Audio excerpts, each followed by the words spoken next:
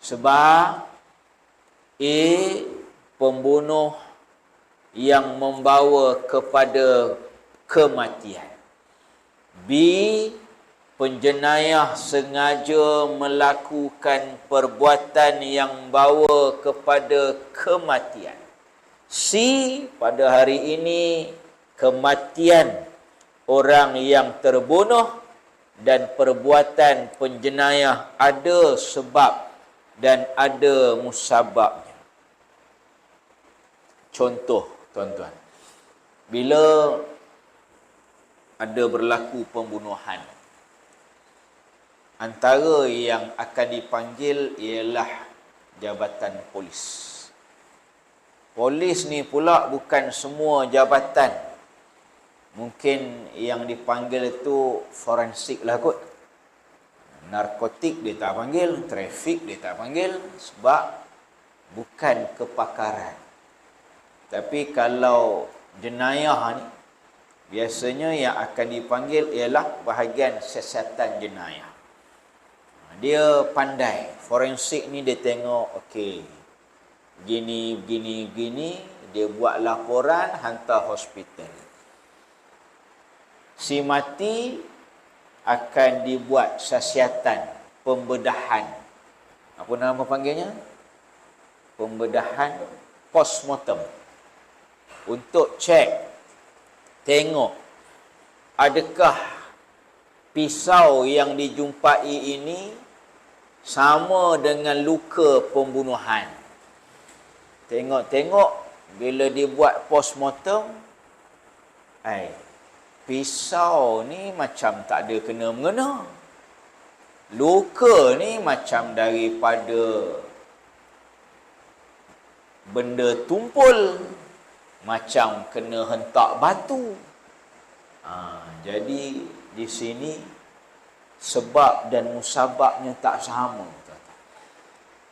Dia kematian yang terbunuh itu dengan penjenayah tadi mesti ada hubungan sebab dan juga musabab. Contoh lagi, tuan-tuan, ada kes tembakan contoh. Polis akan buat siasatan, tengok jenis peluru apa, pistol, senapang, machine gun jenis apa. Polis pandai lah. Kita tak erti, tuan-tuan. Jadi bila tengok-tengok, pistol ni yang dijumpai yang ada cap jari ni sama dengan peluru yang melekat di dinding ni. Maknanya ada sebab dan ada musabab. Polis akan buat siasatan pula. Pistol ni ada cap jari. Cap jari ni cap jari siapa? Sebab cap jari ni puluh juta trilion manusia dalam dunia ni satu pun tak sama, tuan-tuan.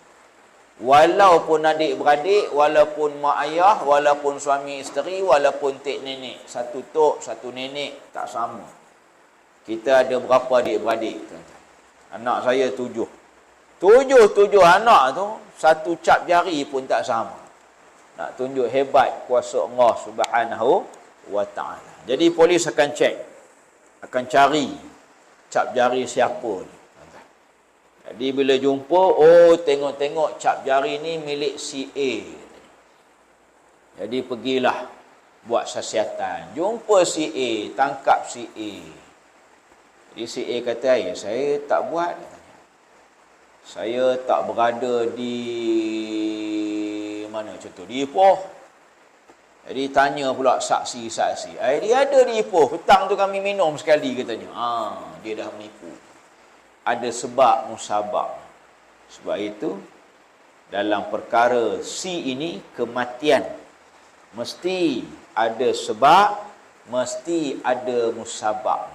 Jadi ini sampai tahap begitu sekali Islam kaji, tuan-tuan. Islam ni dia bukan orang ni pegang pisau, jadi dialah pembunuhnya. Tak.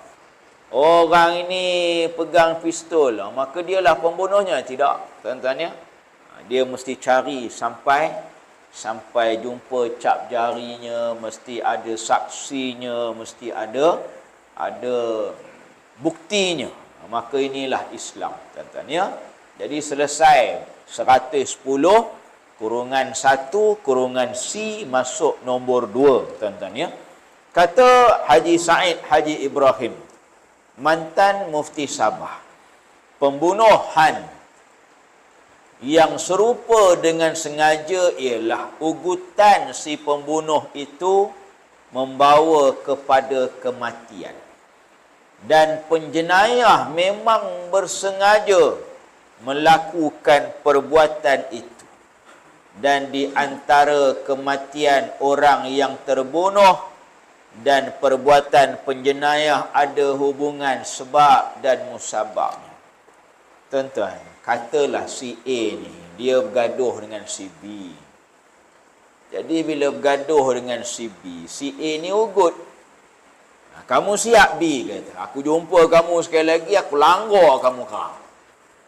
Tengok-tengok betul tuan-tuan, si B ni mati kena langgar. Orang langgar tak jumpa, langgar lari. Tapi bila cek, tengok kereta si A, ada kesan. Apa orang panggil? Cala, kemek. Ada pula kesan darah di situ. Jadi anggota polis akan buat siasatan. Ambil darah tadi, mungkin cek DNA-nya.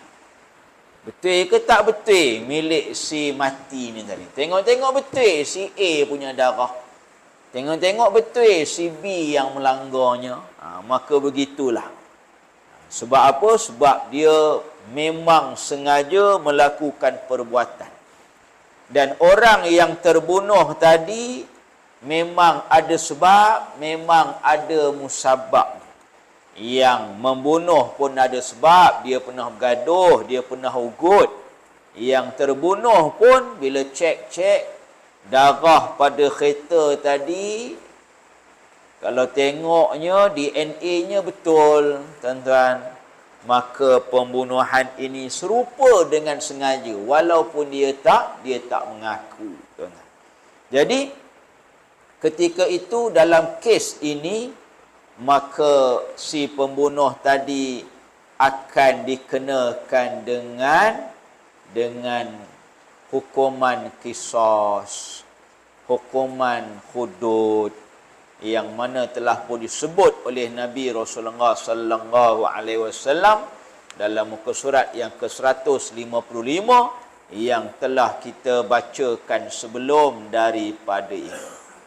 Surat sebelah 159, nombor yang ketiga. Dalam kes pembunuhan yang sengaja. Minta maaf tuan-tuan, kita kena jadi polis ramai-ramai. Walaupun anggota ada seorang je pun sini.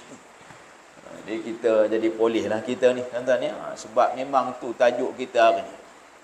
Dalam kes pembunuhan sengaja, ataupun namanya qatlul amdi, atau yang serupa dengan sengaja, qatlu syabihil amdi, boleh dah disimpulkan dengan dua perkara. A, yang pertama, pukulan itu pada tempat yang boleh mematikan. Gaduh, tuan-tuan. Memang dia ni memang sengaja nak mematikan. Dipukul tempat yang boleh mematikan. Mana tuan-tuan ya? Kalau kita katakan logik akal, tempat boleh mati ni satu kepala, dua jantung, tiga mana ya? Telur boleh mati. Sungguh no? Oh, tak tahu saya ni. Ni baru ilmu baru ni. Sungguh no? Oh, patutlah kalau masuk askar dia cek telur tu. Minta maaf ya, minta maaf. Cikgu boleh cut je pun. Tak payah. Betul kan ni? Dulu saya ingat masa saya interview nak masuk kolej tentera dulu kan ni, kolej vocational tentera di Camp Terendah. Antara benda yang dicek tu telur. Kita tak faham kenapa cek telur.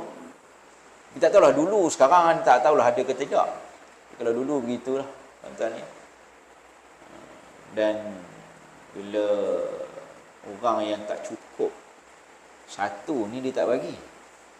sebab jadi efek kemudian. Allah Ta'ala alam. Dan ada lagi lah dia punya simptom-simptom tu saya tak ingat. Jadi doktor dia tahulah tuan-tuan. Yang cek tu pun bukan askar biasa tak, doktor askar.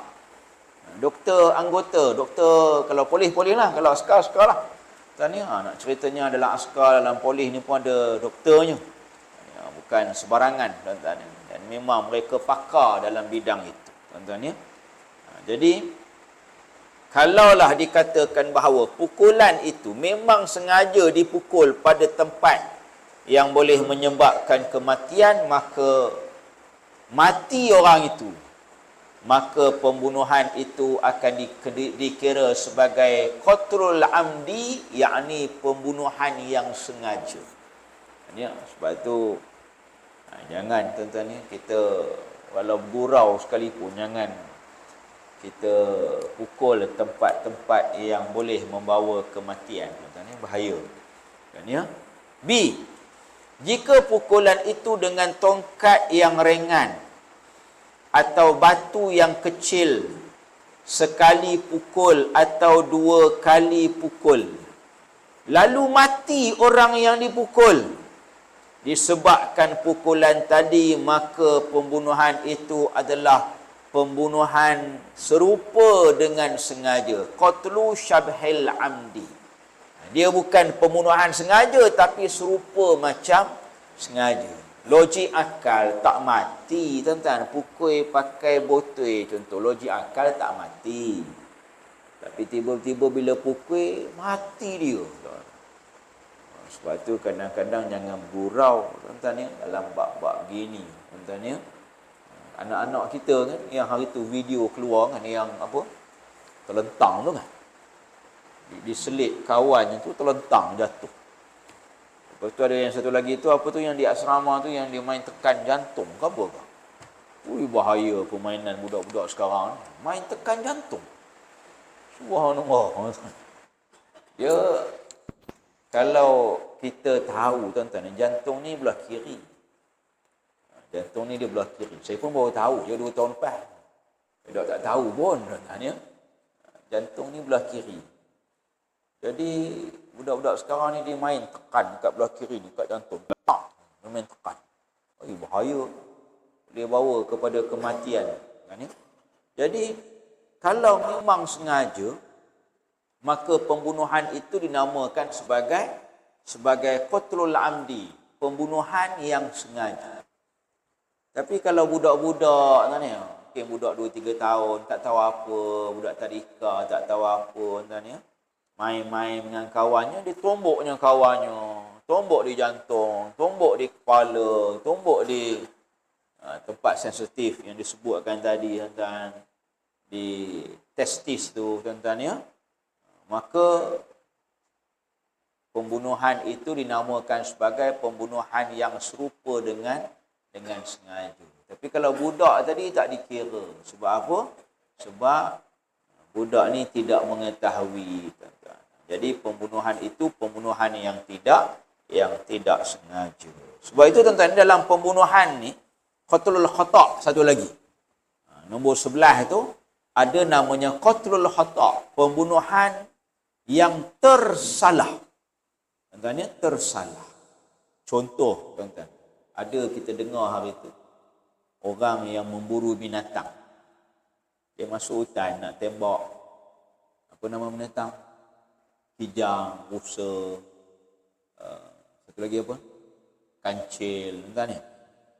Jadi dia bawa senapang, dia bawa pistol, dia ada lesen.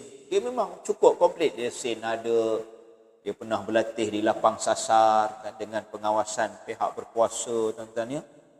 Jadi dia pun biasa masuk hutan. Jadi tengah duk bedik dia pun dengar tapak kaki mungkin rusa ni, kancil ni, pelanduk ni katanya.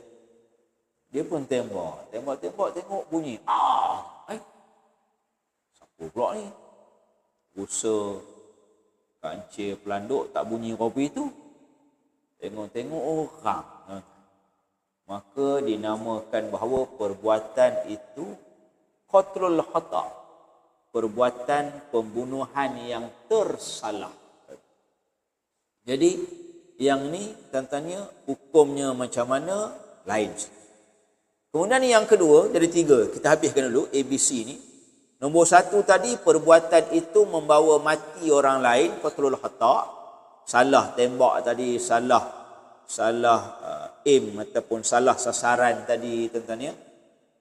Ataupun mungkin tentera dalam hutan contohnya.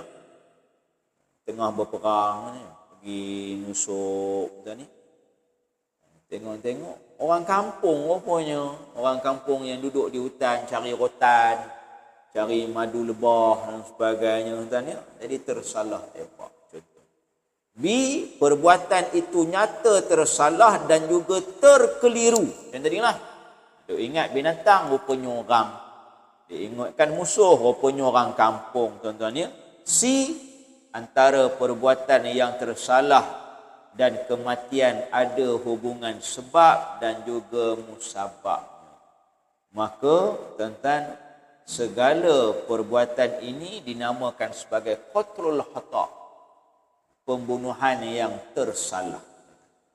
Jadi bila pembunuhan yang tersalah ini membawa kepada kematian ya, dan perbuatan itu memang bila dibicarakan nyata tersalah ataupun terkeliru. Contoh pilot buat kapal terbang. Pilot buat kapal terbang, dia tak ada niat pun nak terhempas. Tiba-tiba mungkin kipas rosak ke, tayar rosak ke, enjin rosak ke, nak kawal dah cuba kawal tak boleh kawal, tiba-tiba terhempas. Mati, dia seorang pula hidup. Jadi ketika itu namanya pembunuhan yang tersalah. Tuan-tuan ya. Jadi ketika itu tuan-tuan macam mana nak kira tuan-tuan dalam kes ini. Bawah sekali tu, baris yang bawah sekali. Maka dalam kes ini, Ustaz sebelah kan ya 160, terdapat 3 sebab yang membolehkan kes ini dimasukkan ke dalam kes pembunuhan yang tersalah. Yang pertama, perbuatan seseorang menembak atau menggali perigi itu menyebabkan kematian orang lain yang tersalah orang. Gali lubang, bubuh pasang jerat. Pasang apa tu? Yang tajam-tajam tu nama apa? Ranjau yang tajam-tajam tu, batang-batang yang tajam-tajam. Dengan harapan yang nak masuk dalam jerat tu ialah rusa, kambing pula, mana ada kambing hutan ni? Pelanduk. Ada hutan? Kambing hutan? Ada no? Ada, kita tak tahu. Ataupun yang duri-duri tu nama apa? Landak. Dia berkata landak sedap. Saya tak pernah makan lagi. Cik sedap. Pak orang maklum mutakin ni. Pernah makan belakang. Saya tak pernah makan lagi.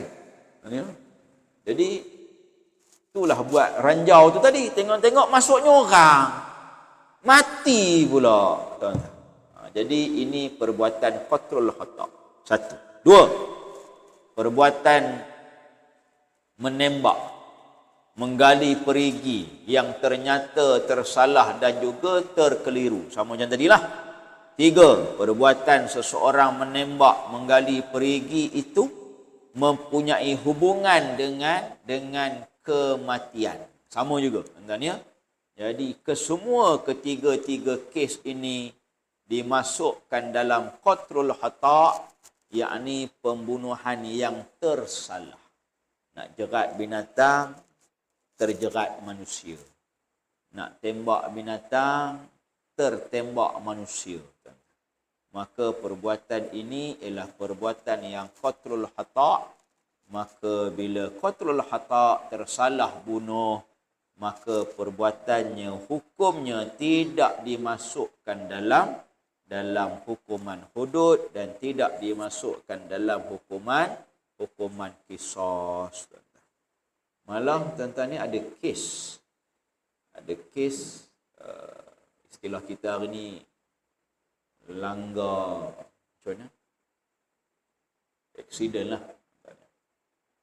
Jadi bawa kereta setengah-setengah tempat ni memang bawa kereta tu dibenarkan 110 km. Tapi tiba-tiba ada orang di tempat yang boleh 110 km sejam ni ada orang naik basikal pula. Tak sesuai naik basikal situ. Sebab ni memang lebuh raya, highway. Orang naik motor, naik kereta, naik lori, naik bas. Naik basikal tak sesuai. Ataupun mungkin tuan-tuan ni yang naik motor tu pula dia dengan topi keledar tak pakai, mungkin dia road tagnya mati, mungkin lampu pun tak pasang, tak hidup, signal dan sebagainya.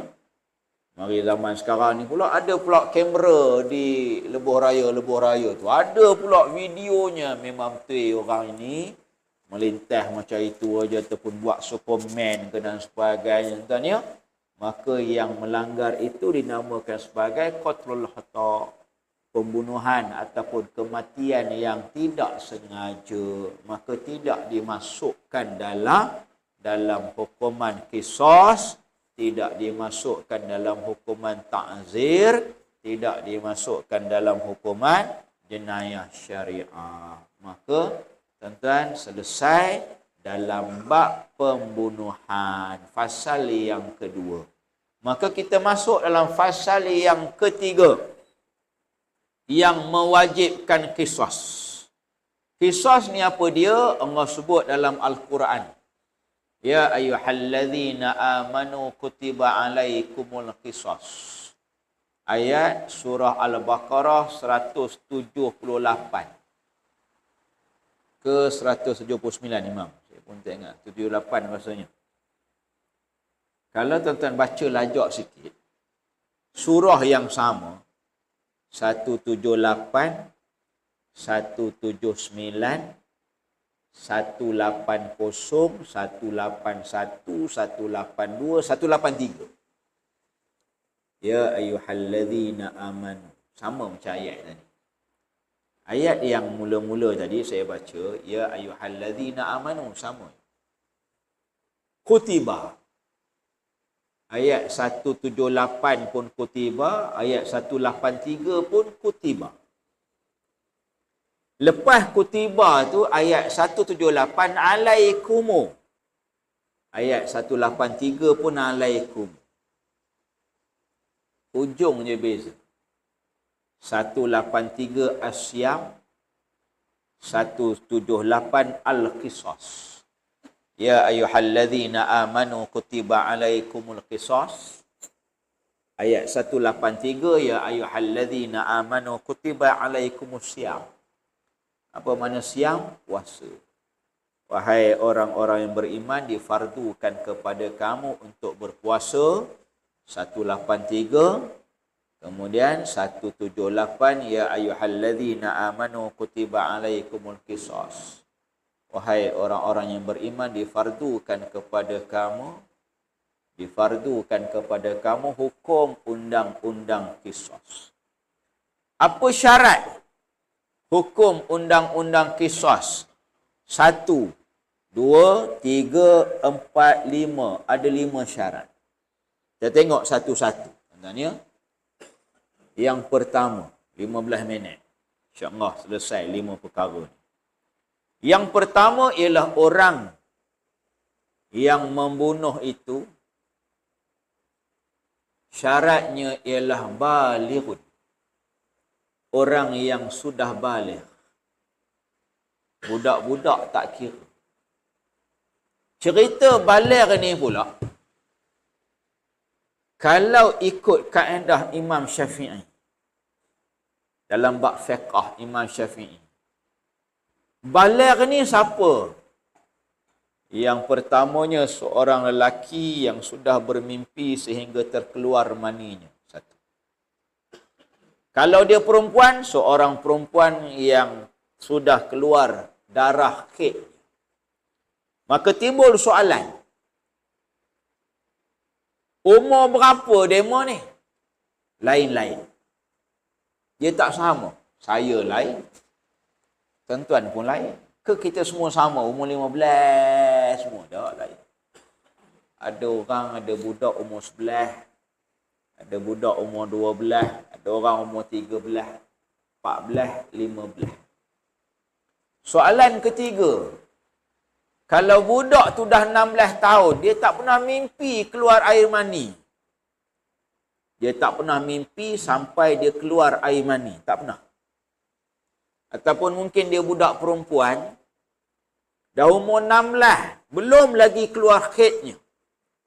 Maka menurut fiqh Imam Asy-Syafi'i menyatakan bahawa sekiranya umurnya sudah mencapai 15 tahun, tahun Hijriah,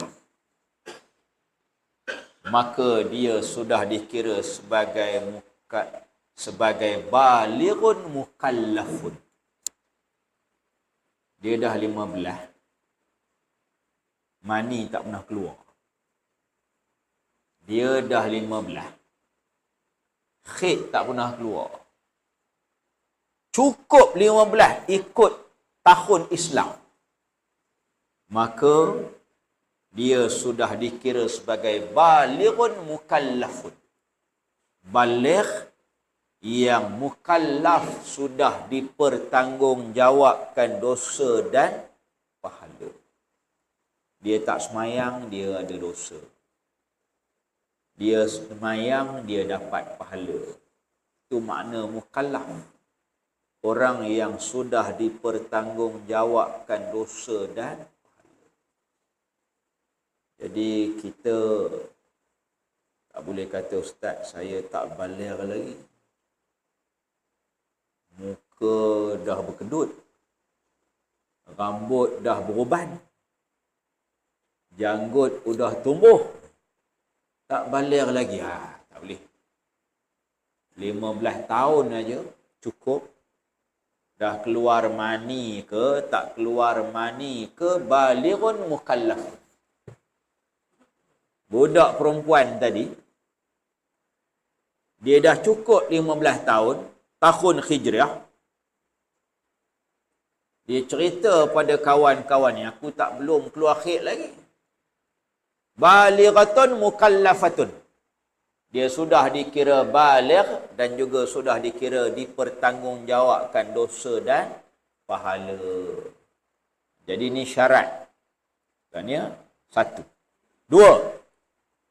Orang yang membunuh itu bukan bapa atau ibu orang yang dibunuh. Jadi, kalau orang yang membunuh itu, bila cek balik, bapa budak itu.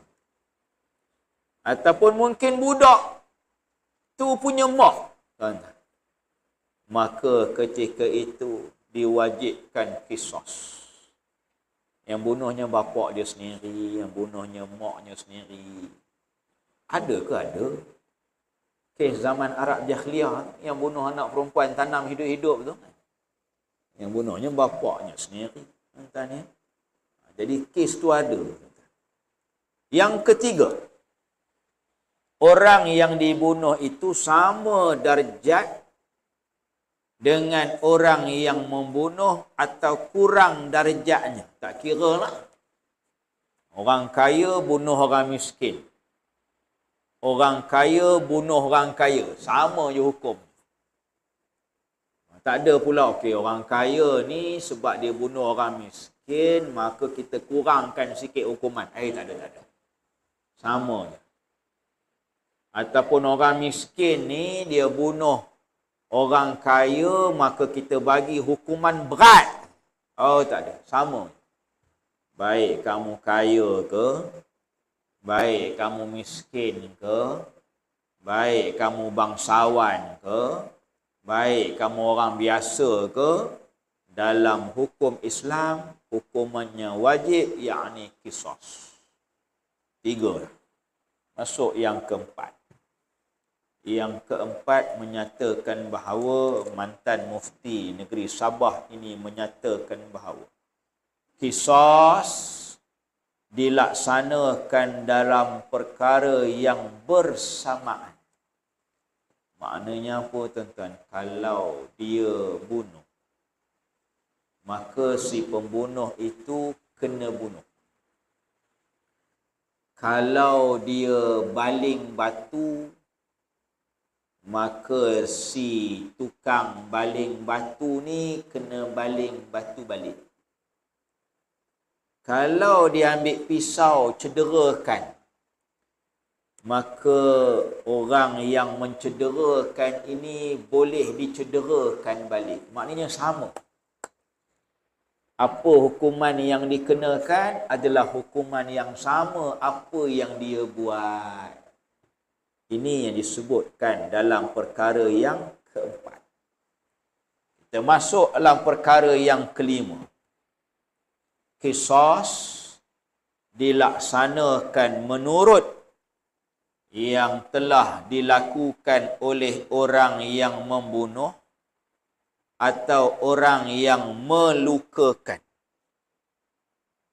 Tuan-tuan, disebut oleh pengarang kitab kita ini, mantan Mufti Sabah, dalam perkara yang kelima. Saya ulang sekali lagi, takut tuan-tuan tak jelas. Qisas dilaksanakan menurut yang telah dilakukan oleh orang yang membunuh atau orang yang melukai.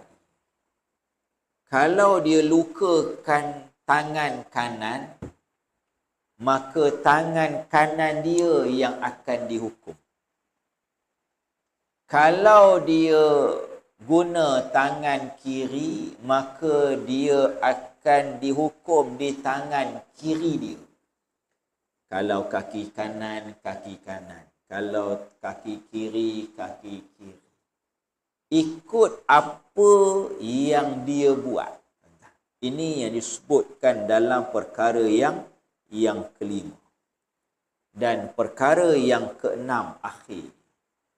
Orang yang terbunuh itu berhak mendapat perlindungan nyawa.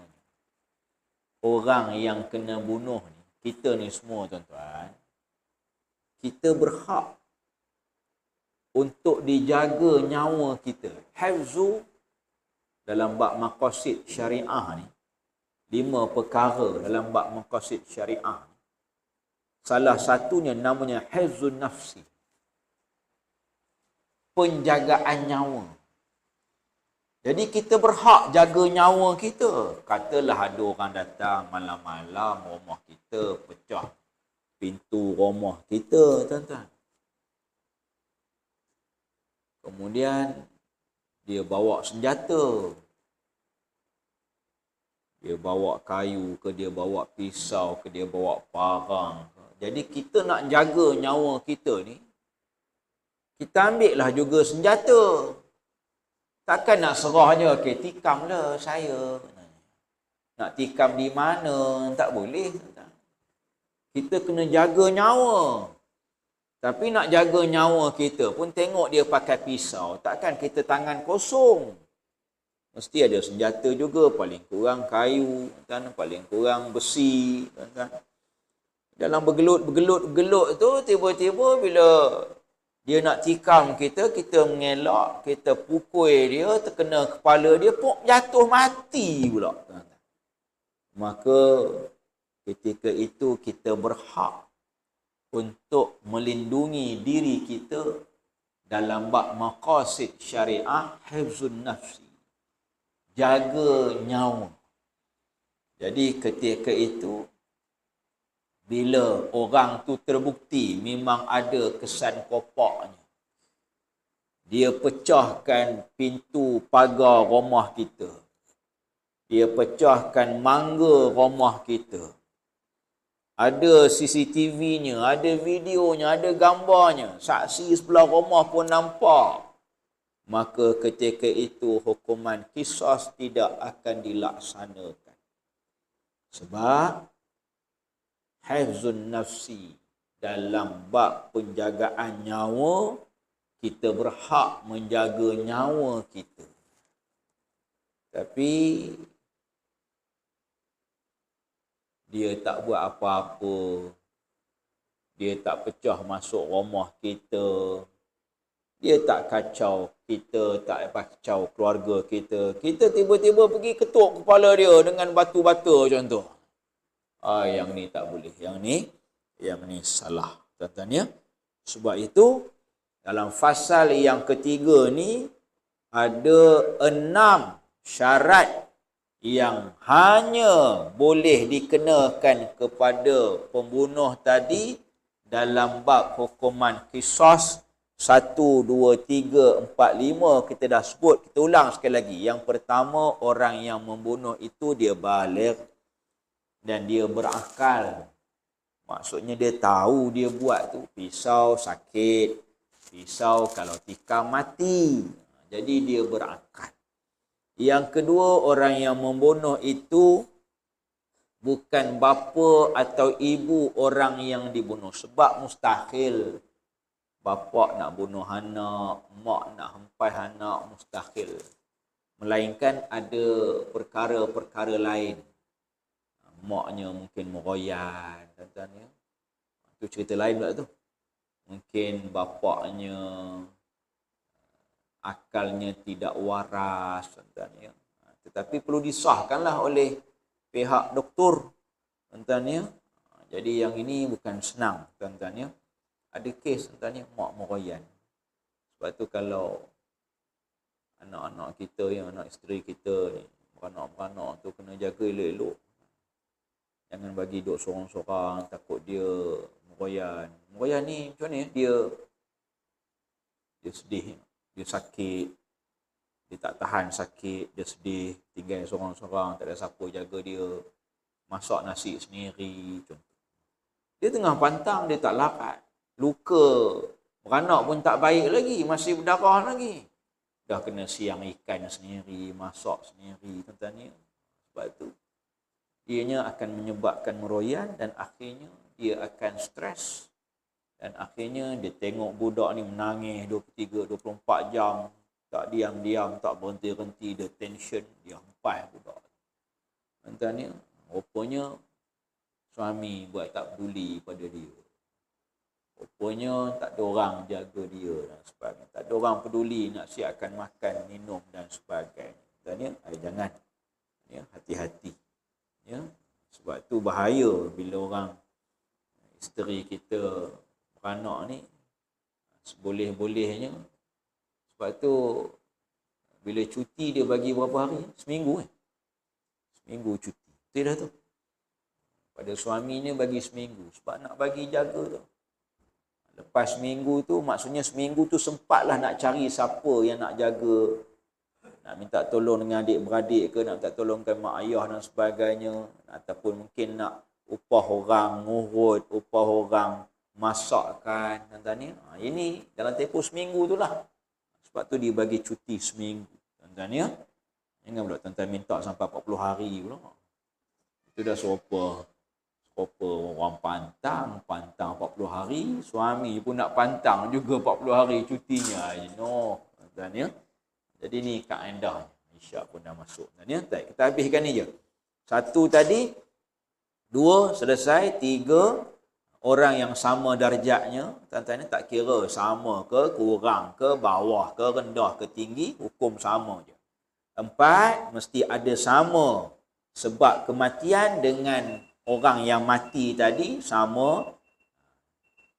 Bila ditikam di perut, mati dia, darahnya keluar tak berhenti, memang ada pisaunya, ukuran pisau dan sebagainya sama. Tuan-tuan ya. Yang kelima, qisas kepada orang yang membunuh atau orang yang melukakan. Dan orang yang terbunuh tadi ataupun kita ni semua ni berhak mendapat perlindungan nyawa ataupun hifzun nafsi dalam bab maqasid syariah. Kenapa hukuman qisas ni diadakan? Sebab memang kita sebagai manusia, kita berhak untuk mendapat perlindungan nyawa. Malah dalam kaedah kita nak bunuh binatang, semut. Ada sebab tu. Kenapa kita bunuh semut? Sebab semut ni mengganggu makanan kita, mengganggu pakaian anak kita contoh. baru dibolehkan. Kalau semut tu duduk tepi jalan, kita saja pergi cari mana semut ni. Jumpa semut, kita pijak-pijak spray. Tak syar'i. Dia tak kacau kita, tak ganggu keselamatan anak kita, tak ganggu makanan kita. Tuan-tuan ya, tak boleh. Dalam kaedahnya tidak dibenarkan. Tuan-tuan ya. Malah kalau boleh tuan-tuan ya, dalam bab binatang, selagi mana kita boleh gunakan sunnah Nabi Rasulullah, kita gunakan. Apa kaedahnya tuan-tuan? Kaedahnya ialah dengan membaca doa Nabi Sulaiman. Ada dalam Quran doa ni. Innahu min Sulaiman wa innahu bismillahirrahmanirrahim. Binatang ni dalam riwayatnya menyatakan bahawa binatang ni dia faham ayat-ayat Allah. Bila dengar Nabi Sulaiman ni kan dia pakar selok-belok binatang. Ya, semut pun dia faham bahasanya. Dengan burung pun boleh sembang kopi itu. Tuan-tuan pernah sembang dengan burung? Faham. Apa burung tu cakap, kita pun tak tahu. Kita cakap apa, burung tu tak faham. Kan Nabi Sulaiman bersembang dengan Hud. Hud pergi mana tadi? Hud cerita, wahai Rasulullah, wahai Nabi Sulaiman, tadi aku pergi ke negeri Sabah, aku jumpa seorang raja perempuan yang menyembah matahari. Cerita dengan Nabi Sulaiman. Nabi Sulaiman perlu dengar, ngangguk. Orang lain dengar, apa? Hud, cik. Orang lain tak faham, Nabi Sulaiman faham. Ini nak katakan ilmu tu tak ada pada kita. Ulumul hayawanat namanya, ilmu haiwan. Jadi bila perkara-perkara begini berlaku, tentangnya maka rupa-rupanya ada perkara-perkara yang kalau ikut syaraknya tak dikira. Macam tadilah, budak-budak tadika tak tahu apa, main baling-baling, tiba-tiba kena kepala, mati budak tu. Tak tahu, baling batu. Main dengan kawan-kawan, gurau-gurau dan sebagainya. Dia pun tak tahu. Maka ketika itu, dia tidak diwajibkan untuk dijatuhkan hukuman. Jadi, wallahu ta'ala a'lam. Tuan-tuan, selesai 6 perkara tadi yang mewajibkan hukuman qisas dikenakan kepada pembunuh. Selain daripada 6 ini, perlu dibicarakan di dalam mahkamah, di hadapan hakim sekiranya mengikut kebijaksanaan hakim. Maka si pembunuh tu ada penyebab yang menyebabkan dia membunuh tadi, maka hakim yang akan buat keputusan. Dan ya, sebab dia tambah-tambah zaman-zaman kita ni kan, zaman teknologi baru. Teknologi sekarang ni, dulu-dulu ya, tembak kena dekat-dekat, sekarang tembak dari jauh. Sniper contoh. Jadi, kalau sniper ni nak dibuktikan mungkin susah. Siapa dekat mana, tak ada bukti contoh, ataupun tak ada saksi. Dia duduk jauh, mungkin 1 kilometer. Jadi kita tak tahu, tak nampak pun orang menembaknya. Jadi hakim akan guna kebijaksanaan untuk menilai.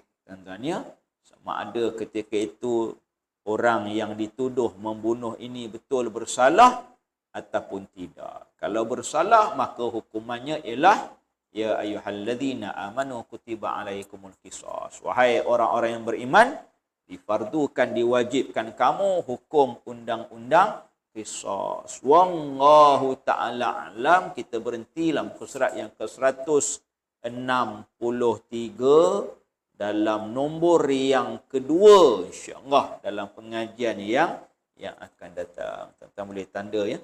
Dalam kitab kita ni surat 163, kita berhenti kat nombor 6, nanti insya-Allah bulan depan akan sambung nombor yang kedua. Wallahu ta'ala. Bismillahirrahmanirrahim.